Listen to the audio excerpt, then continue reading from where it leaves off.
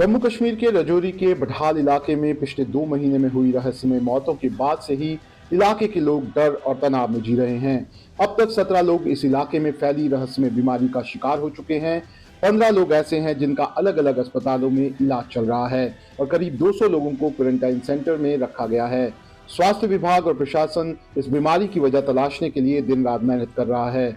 इस बीच इस बीमारी के इलाज को लेकर डॉक्टरों को पहली बड़ी सफलता मिली है।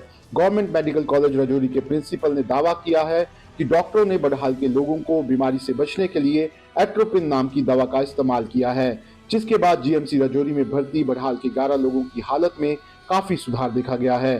गवर्नमेंट मेडिकल कॉलेज के प्रिंसिपल डॉक्टर अमरजीत सिंह भाटिया ने एक अखबार से बातचीत करते हुए कहा कि उनके अस्पताल में भर्ती मरीजों को दी जा रही एट्रोपिन दवा से उनकी हालत में लगातार सुधार हो रहा है।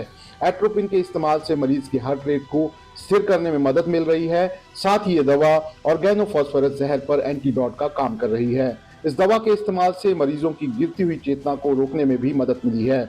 एट्रोपिन का इस्तेमाल डॉक्टरों ने अस्पताल में भर्ती मरीजों के इलाज के दौरान शुरू किया था। इस दौरान डॉक्टरों ने पाया कि दिसंबर महीने में 2 मरीजों पर एट्रोपिन दवा का इस्तेमाल करके उसका असर यहां पर दिखा और वो ठीक हो गए। ऐसे में जीएमसी पहुंचे 11 मरीजों पर भी इसी दवा का इस्तेमाल अब किया जा रहा है, जिससे उनकी हालत में काफी सुधार आया है। इसके अलावा पीजीआई चंडीगढ़ में जिस मरीज को रेफर किया गया था उसे भी राजौरी में एट्रोपिन दवा देकर भेजा गया था। उस मरीज की हालत भी अब स्थिर बताई जा रही है। ऐसे में एट्रोपिन दवा इस बीमारी को रोकने में कारगर साबित होती हुई नजर आ रही है।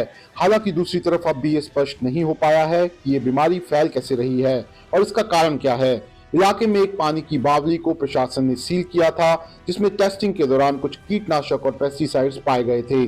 प्रशासन ने उस बावली के इस्तेमाल पर पूरी तरह से रोक लगा दी थी। वहां पुलिस को भी तैनात किया गया था। इसके साथ ही इलाके में 3 कंटेनमेंट जोन बनाए गए थे ताकि बीमारी को फैलने से रोका जा सके। केंद्र सरकार द्वारा भेजी गई टीम पहले ही इलाके में सैंपलिंग कर चुकी है, जिसकी रिपोर्ट का इंतजार किया जा रहा है। इस बीमारी के फैलने की वजह जानने के लिए एक स्पेशल इन्वेस्टिगेशन टीम भी बनाई गई थी, जिसकी जांच लगातार जारी है। 100 से ज्यादा लोगों से पूछताछ की जा चुकी है, लेकिन फिलहाल एसआईटी को भी इस मामले को सुलझाने में सफलता नहीं मिली है। वहीं दूसरी ओर इस मामले में राजनीति भी जोरों पर है।